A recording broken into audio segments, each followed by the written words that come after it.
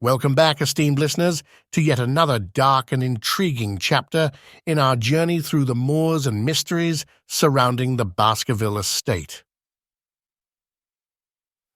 This is Chapter 7 of Sir Arthur Conan Doyle's timeless tale, The Hound of the Baskervilles. If you've been following along, you already know that with each passing chapter, the walls close in a little more, the tension mounts, and the answers we seek seem to retreat into the shadows, evasive and enigmatic. Today, as we rejoin Dr. John Watson, our stalwart guide in this eerie landscape, we find ourselves at a turning point in the story. Watson, still alone on the moor, without the guidance of his close friend Sherlock Holmes, must now sift through the jigsaw of clues, observations, and odd encounters. Here, in the heart of the narrative, the suspicions multiply and the fog of mystery grows thicker. The locals speak of an ancient curse, the house teems with secrecy, and the very land itself seems imbued with an unspeakable dread. Yet, as ever, the most haunting questions are those that linger unspoken. What really happened to the late Sir Charles Baskerville? Who, or what, stalks the heirs of the Baskerville name, and what doom may yet befall the current Sir Henry? As the story unfurls, you might find yourself questioning what you thought you knew, pondering the true nature of guilt and innocence, and perhaps even contemplating the thin line that separates the natural from the supernatural. So, settle in and prepare yourself. For now, we take another step closer to the heart of the mystery, to confront what lies in wait, hidden in the depths of the Dartmoor mist. Shall we? Chapter 7. The Stapletons of Merripit House. The fresh beauty of the following morning did something to efface from our minds the grim and grey impression which had been left upon both of us by our first experience of Baskerville Hall. As Sir Henry and I sat at breakfast, the sunlight flooded in through the high, mullioned windows, throwing watery patches of colour from the coats of arms which covered them.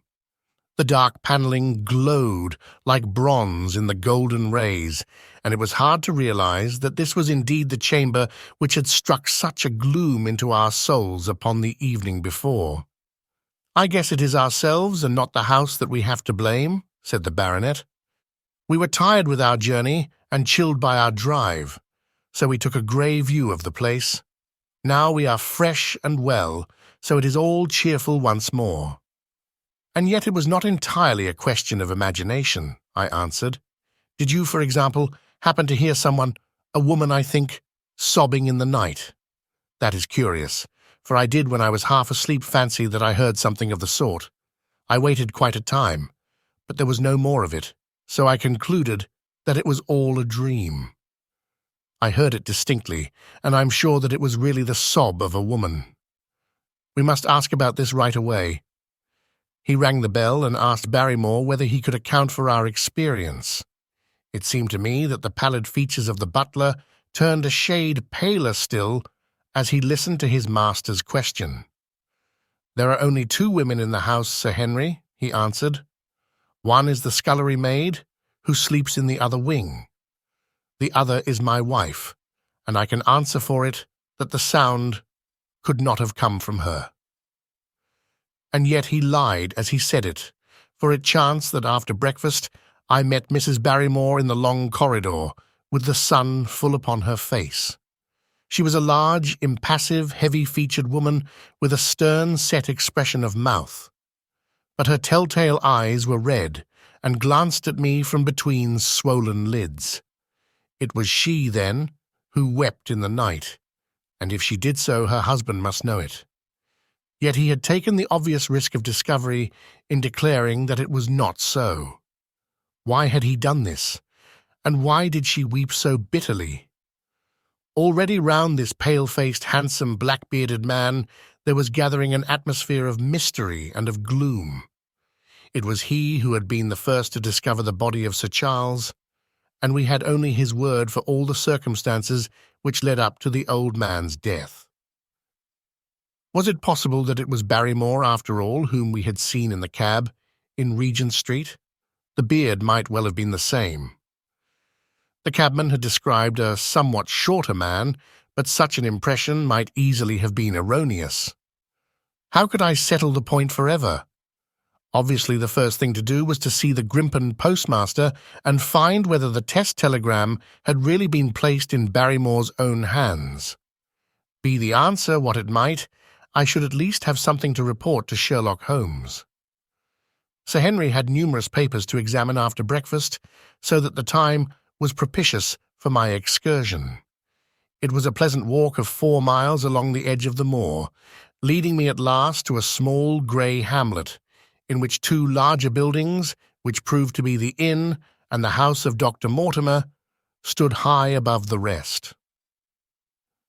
The postmaster, who was also the village grocer, had a clear recollection of the telegram. "Certainly, sir," said he. "I had the telegram delivered to Mr. Barrymore exactly as directed." "Who delivered it?" "My boy here. James, you delivered that telegram to Mr. Barrymore at the Hall last week, did you not?" "Yes, father, I delivered it." "Into his own hands?" I asked. "Well, he was up in the loft at the time, so that I could not put it into his own hands, but I gave it into Mrs. Barrymore's hands, and she promised to deliver it at once." "Did you see Mr. Barrymore?" "No, sir. I tell you he was in the loft." "If you didn't see him, how do you know he was in the loft?" "Well, surely his own wife ought to know where he is," said the postmaster testily. "Didn't he get the telegram? If there is any mistake, it is for Mr. Barrymore himself to complain." It seemed hopeless to pursue the inquiry any farther, but it was clear that in spite of Holmes's ruse, we had no proof that Barrymore had not been in London all the time. Suppose that it was so, suppose that the same man had been the last who had seen Sir Charles alive, and the first to dog the new heir when he returned to England. What then? Was he the agent of others, or had he some sinister design of his own? What interest could he have in persecuting the Baskerville family? I thought of the strange warning clipped out of the leading article of the Times. Was that his work, or was it possibly the doing of someone who was bent upon counteracting his schemes? The only conceivable motive was that which had been suggested by Sir Henry, that if the family could be scared away, a comfortable and permanent home would be secured for the Barrymores.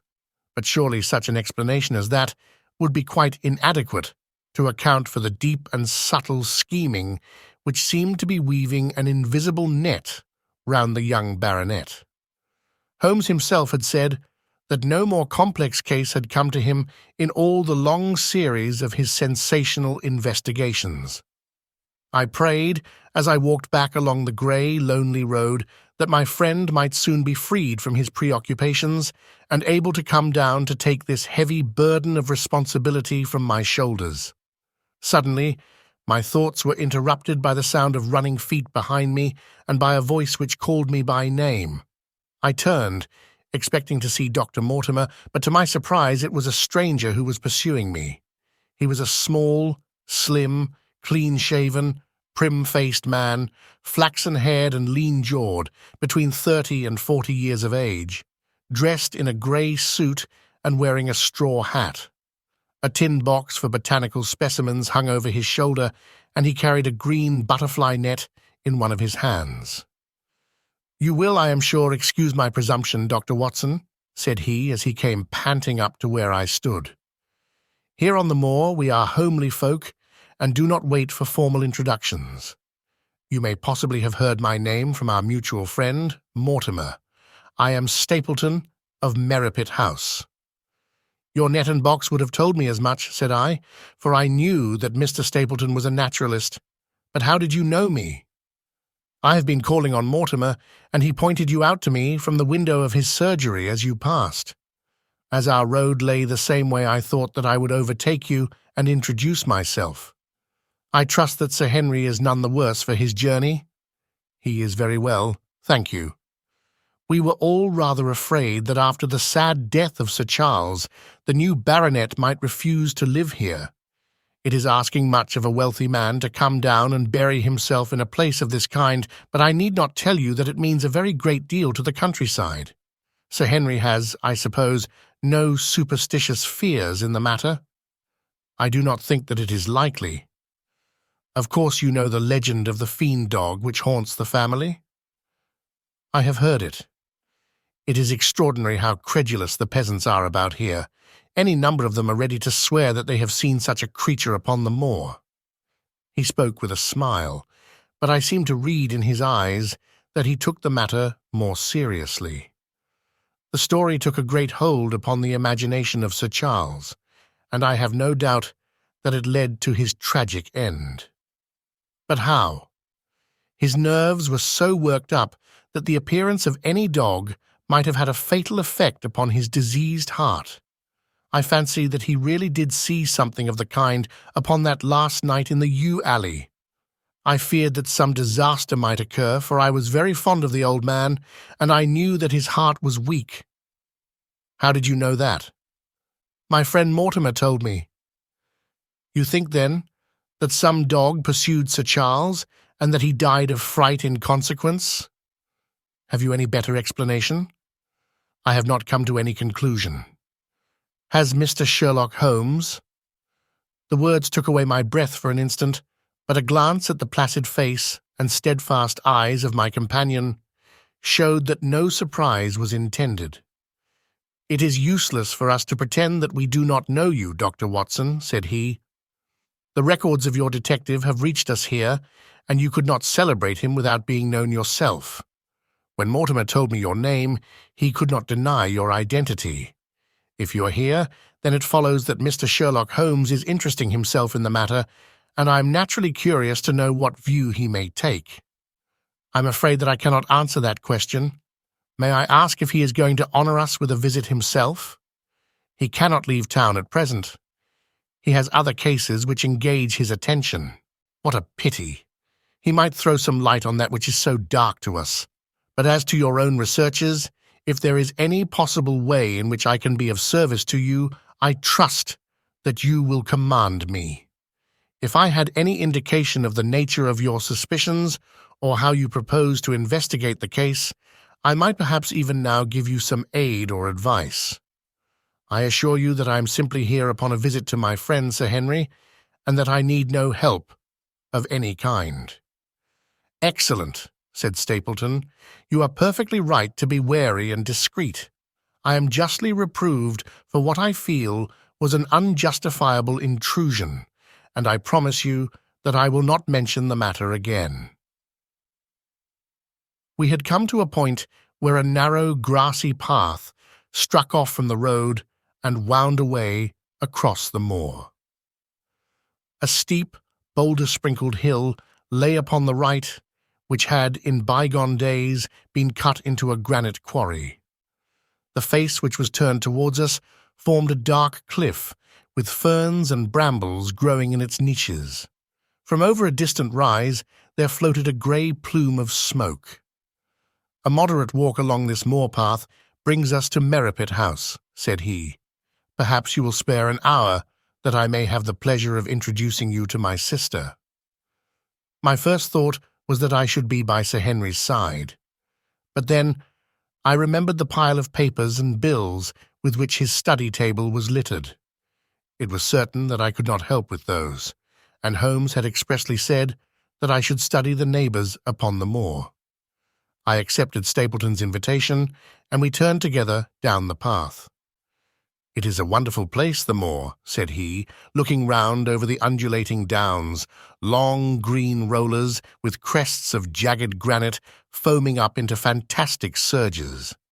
You never tire of the moor. You cannot think the wonderful secrets which it contains. It is so vast and so barren and so mysterious. You know it well, then? I have only been here 2 years. The residents would call me a newcomer.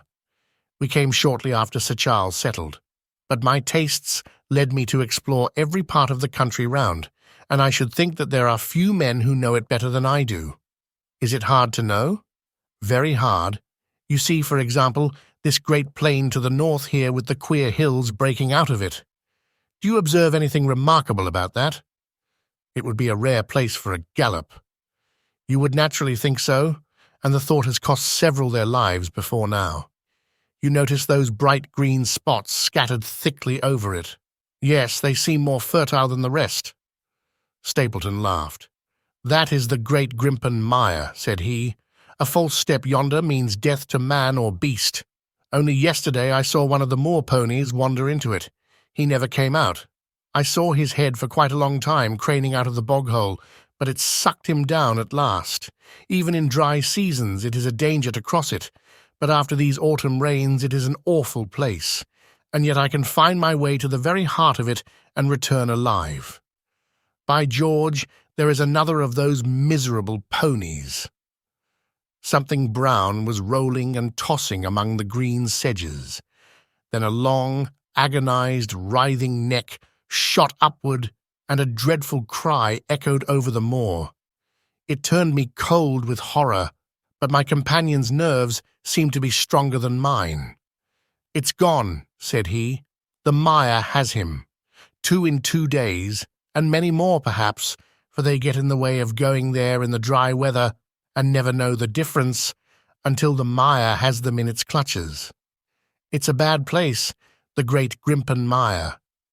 And you say you can penetrate it?" "Yes. There are 1 or 2 paths which a very active man can take. I have found them out." "But why should you wish to go into so horrible a place?" "Well, you see the hills beyond.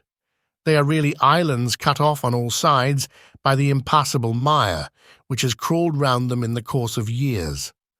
That is where the rare plants and the butterflies are, if you have the wit to reach them. I shall try my luck some day." He looked at me with a surprised face. "For God's sake, put such an idea out of your mind," said he. "Your blood would be upon my head. I assure you that there would not be the least chance of your coming back alive. It is only by remembering certain complex landmarks that I am able to do it." "Hallo!" I cried. "What is that?" A long, low moan, indescribably sad, swept over the moor. It filled the whole air, and yet it was impossible to say whence it came. From a dull murmur, it swelled into a deep roar, and then sank back into a melancholy, throbbing murmur once again. Stapleton looked at me with a curious expression in his face. "Queer place, the moor," said he. "But what is it?" "The peasants say it is the Hound of the Baskervilles calling for its prey. I've heard it once or twice before, but never quite so loud." I looked round, with a chill of fear in my heart, at the huge swelling plain, mottled with the green patches of rushes. Nothing stirred over the vast expanse save a pair of ravens, which croaked loudly from a tor behind us. "You are an educated man. You don't believe such nonsense as that?" said I. "What do you think is the cause of so strange a sound?" "Bogs make queer noises sometimes. It's the mud settling or the water rising or something." No, that was a living voice." "Well, perhaps it was. Did you ever hear a bittern booming?" "No, I never did. It's a very rare bird, practically extinct, in England now, but all things are possible upon the moor. Yes, I should not be surprised to learn that what we have heard is the cry of the last of the bitterns. It's the weirdest, strangest thing that ever I heard in my life. Yes, it's rather an uncanny place altogether. Look at the hillside yonder. What do you make of those?" The whole steep slope was covered with grey circular rings of stone, a score of them at least. "What are they? Sheep pens?" "No, they are the homes of our worthy ancestors. Prehistoric man lived thickly on the moor, and as no one in particular has lived there since, we find all his little arrangements exactly as he left them. These are his wigwams with the roofs off. You can even see his hearth and his couch if you have the curiosity to go inside. But it is quite a town. When was it inhabited? Neolithic man, no date. What did he do? He grazed his cattle on these slopes, and he learned to dig for tin when the bronze sword began to supersede the stone axe. Look at the great trench in the opposite hill. That is his mark. Yes, you will find some very singular points about the moor, Dr. Watson. Oh, excuse me an instant. It is surely cyclopides. A small fly or moth had fluttered across our path, and in an instant Stapleton was rushing with extraordinary energy and speed in pursuit of it. To my dismay, the creature flew straight for the great mire, and my acquaintance never paused for an instant, bounding from tuft to tuft behind it, his green net waving in the air. His grey clothes and jerky, zigzag, irregular progress made him not unlike some huge moth himself. I was standing watching his pursuit with a mixture of admiration for his extraordinary activity and fear lest he should lose his footing in the treacherous mire, when I heard the sound of steps and, turning round, found a woman near me upon the path. She had come from the direction in which the plume of smoke indicated the position of Merripit House, but the dip of the moor had hid her until she was quite close. I could not doubt that this was the Miss Stapleton, of whom I had been told, since ladies of any sort must be few upon the moor, and I remembered that I had heard someone describe her as being a beauty. The woman who approached me was certainly that, and of a most uncommon type. There could not have been a greater contrast between brother and sister, for Stapleton was neutral-tinted, with light hair and grey eyes, while she was darker than any brunette whom I have seen in England, slim, elegant, and tall. She had a proud, finely cut face, so regular that it might have seemed impassive were it not for the sensitive mouth and the beautiful, dark, eager eyes. With her perfect figure and elegant dress, she was indeed a strange apparition upon a lonely moorland path. Her eyes were on her brother as I turned, and then she quickened her pace towards me. I had raised my hat and was about to make some explanatory remark when her own words turned all my thoughts into a new channel. "Go back," she said. "Go straight back to London instantly." I could only stare at her in stupid surprise. Her eyes blazed at me, and she tapped the ground impatiently with her foot. "Why should I go back?" I asked. "I cannot explain." She spoke in a low, eager voice with a curious lisp in her utterance. "But for God's sake, do what I ask you. Go back and never set foot upon the moor again." "But I have only just come." Man," she cried, "can you not tell when a warning is for your own good? Go back to London. Start tonight. Get away from this place at all costs." "Hush! My brother is coming. Not a word of what I have said. Would you mind getting that orchid for me among the mare's tails yonder? We are very rich in orchids on the moor, though, of course, you are rather late to see the beauties of the place." Stapleton had abandoned the chase and came back to us breathing hard and flushed with his exertions. "Hello, Beryl," said he, and it seemed to me that the tone of his greeting was not altogether a cordial one. "Well, Jack, you are very hot." "Yes, I was chasing a cyclopides. He is very rare and seldom found in the late autumn. What a pity that I should have missed him." He spoke unconcernedly, but his small light eyes glanced incessantly from the girl to me. "You have introduced yourselves, I can see." "Yes. I was telling Sir Henry that it was rather late for him to see the true beauties of the moor." "Why, who do you think this is?" "I imagine that it must be Sir Henry Baskerville." No," said I. "Only a humble commoner, but his friend. My name is Dr. Watson." A flush of vexation passed over her expressive face. "We have been talking at cross purposes," said she. "Why, you had not very much time for talk," her brother remarked, with the same questioning eyes. "I talked as if Dr. Watson were a resident instead of being merely a visitor," said she. "It cannot much matter to him whether it is early or late for the orchids, but you will come on, will you not, and see Merripit House?" A short walk brought us to it, a bleak moorland house, once the farm of some grazier in the old prosperous days, but now put into repair and turned into a modern dwelling. An orchard surrounded it, but the trees, as is usual upon the moor, were stunted and nipped, and the effect of the whole place was mean and melancholy. We were admitted by a strange, wizened, rusty-coated old manservant who seemed in keeping with the house. Inside, however, there were large rooms furnished with an elegance in which I seemed to recognize the taste of the lady. As I looked from their windows at the interminable granite-flecked moor rolling unbroken to the farthest horizon, I could not but marvel at what could have brought this highly educated man and this beautiful woman to live in such a place. "Queer spot to choose, is it not?" said he, as if in answer to my thought. "And yet we managed to make ourselves fairly happy. Do we not, Beryl?" "Quite happy," said she, but there was no ring of conviction in her words. "I had a school," said Stapleton. "It was in the North Country. The work to a man of my temperament was mechanical and uninteresting, but the privilege of living with youth, of helping to mold those young minds, and of impressing them with one's own character and ideals was very dear to me. However, the fates were against us. A serious epidemic broke out in the school, and 3 of the boys died.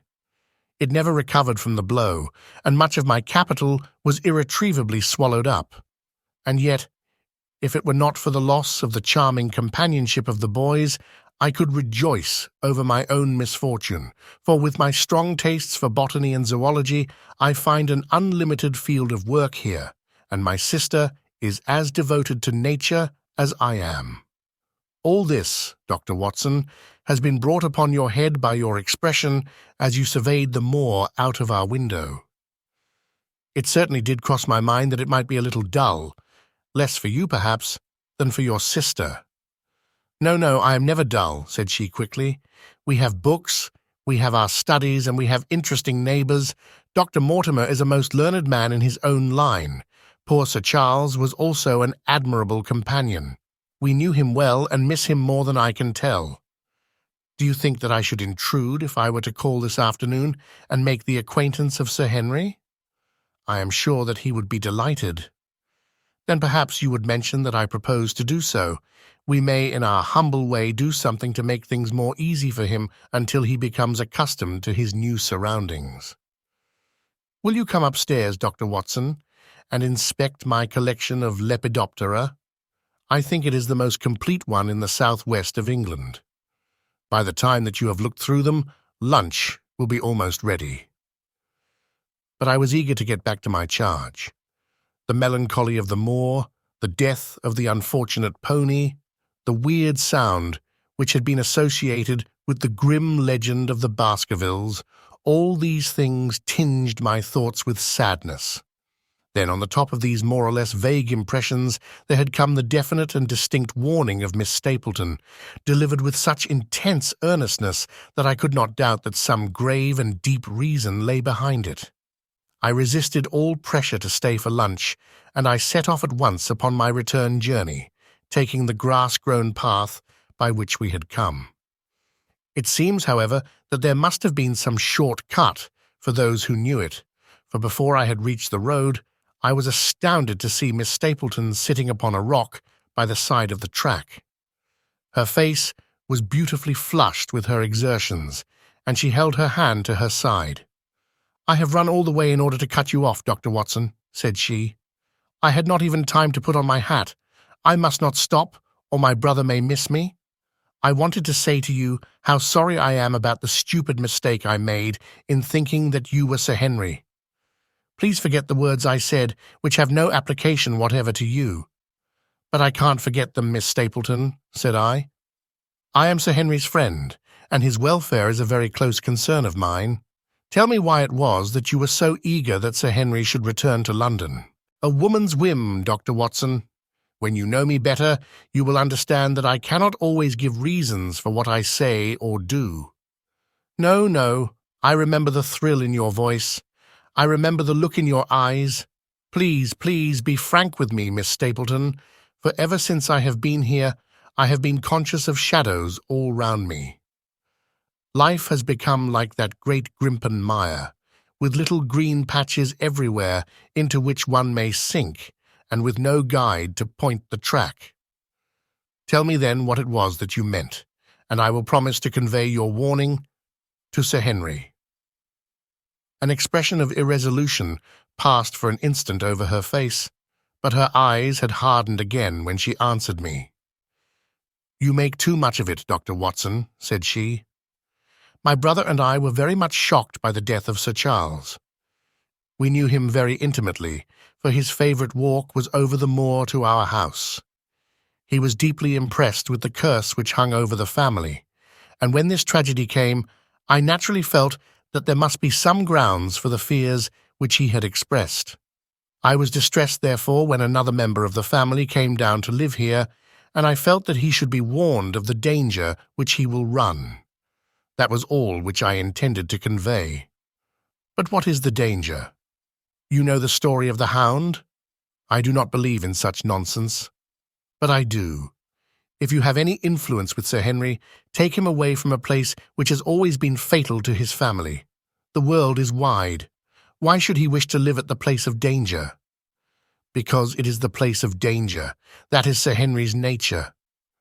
I fear that unless you can give me some more definite information than this, it would be impossible to get him to move." "I cannot say anything definite, for I do not know anything definite. I would ask you one more question, Miss Stapleton. If you meant no more than this when you first spoke to me, why should you not wish your brother to overhear what you said? There is nothing to which he, or anyone else, could object." "My brother is very anxious to have the hall inhabited, for he thinks it is for the good of the poor folk upon the moor. He would be very angry if he knew that I have said anything which might induce Sir Henry to go away, but I have done my duty now, and I will say no more. I must go back, or he will miss me and suspect that I have seen you. Goodbye." She turned and had disappeared in a few minutes among the scattered boulders, while I, with my soul full of vague fears, pursued my way to Baskerville Hall. And there we have it. The close of Chapter 7 of The Hound of the Baskervilles. With each passing minute, the mystery only seems to deepen, and our heroes are left to navigate a labyrinth of uncertainty. What will become of Dr. John Watson and Sir Henry as they continue to untangle the threads of this enigmatic tapestry? And let's not forget Sherlock Holmes, his absence ever palpable. What role is he yet to play in the resolution of this enigma? The answers lie just beyond the mist, waiting to be uncovered. Thank you for joining us on this latest segment of our literary journey. If you're enjoying this classic tale as much as we are in presenting it to you, please do us a favor, hit that like button, subscribe, and activate the notification bell. That way, you won't miss a single chapter as we continue to unveil the many layers of this haunting story. Want to enjoy the full, uninterrupted experience of Obsidian River Productions narrations? Dive deeper into the world of timeless literature by joining the Obsidian River Vault. Simply visit our website to gain access, obsidianriver.com/vault. We'll be back soon with the next chapter, where we're sure to come closer to solving the mystery that shrouds Baskerville Hall. Until then, keep those candles burning and your ears open. The hounds of Dartmoor are not the only things that howl in the night. Goodbye for now.